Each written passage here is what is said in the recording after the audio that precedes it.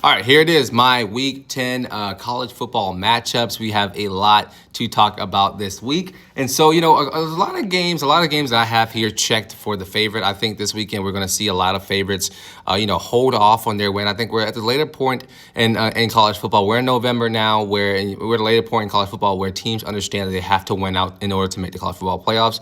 And I think we'll start to see that this week. Starting off, let's go with it. Tennessee versus Oklahoma, arguably the matchup of the weekend. Tennessee versus Oklahoma. I'm going to take Tennessee to win this game. I think the offense of Tennessee is just better than the offense of Oklahoma. I think you look at Joey Aguilar. I compared to John Mateer. Since the injury, John Mateer, to me, has been a lesser player in college football, and Joey Aguilar has done nothing but been professional and done his job. I'm going to take Joey Aguilar and that offense to score at least 36 points this weekend, and they get the win against Oklahoma. Ohio State versus Penn State. At the start of the season, you would have thought this would be a dogfight. This would be a bloodbath. I still think this game will be closer than a lot of people think. I think we can even potentially see an upset here.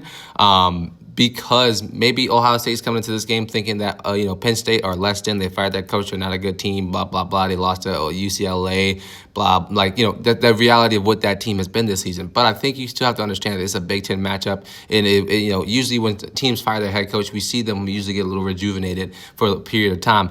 I don't think this game's a win for Penn State by any means, but I do think it's closer than a lot of people think. I'm thinking maybe 5, maybe 10 points max. I think they go into halftime, this game's like 7-7 or 3-3, something like that. But I'm taking Ohio State to win that game just because they're just levels above almost everybody else in college football.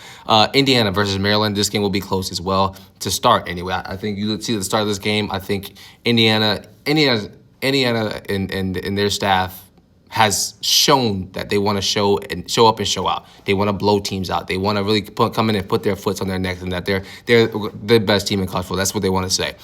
I think that they come in there and win against Maryland by at least 14 points.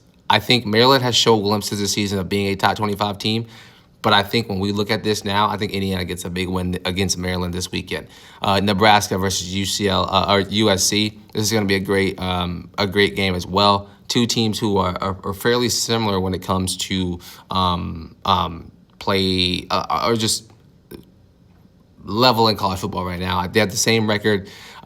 Two teams who want to make that playoff berth and still have arguably a chance to make that playoff berth. Nebraska's been rolling recently. Nebraska's been said to really feel disrespected after not being in the top 25 this weekend.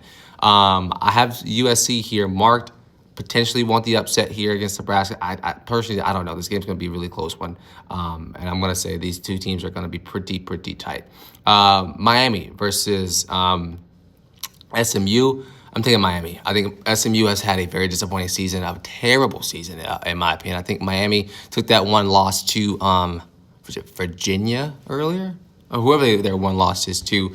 I think they come back with a vengeance and they continue to play some great football because we know they need to win some games inside of the ACC in order to push themselves up in the rankings. I think they're ranked probably 4th or 7th, something like that right now. But they have to get back up in that ACC ranking. So this is going to be a big win for them.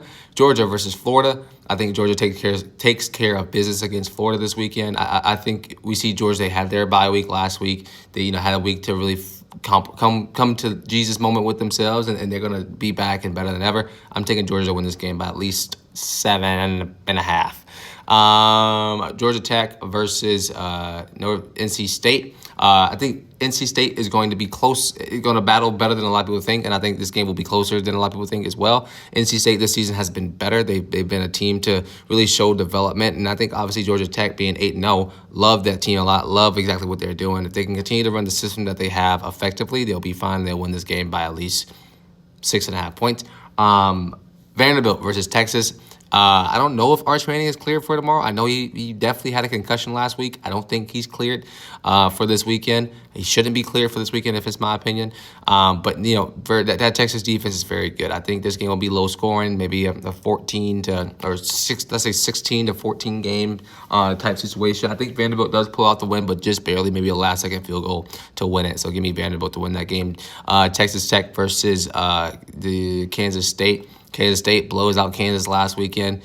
Can they do it again? Can they come back 2 weekends in a row and beat interesting teams? I think Texas Tech is one of the best teams inside of the Big 12. we'll see that in play this weekend. I'm taking Texas Tech to win that game against Kansas State. And then last but not least, Cincinnati versus Utah. The Utah Utes, to me, are one of the better teams inside of the Big 12 as well. Arguably number one, if not arguably one or two. So yeah, y'all let me know what y'all think down in the comments about who wins these games this weekend. But I'm definitely taking Utah to get that big win there.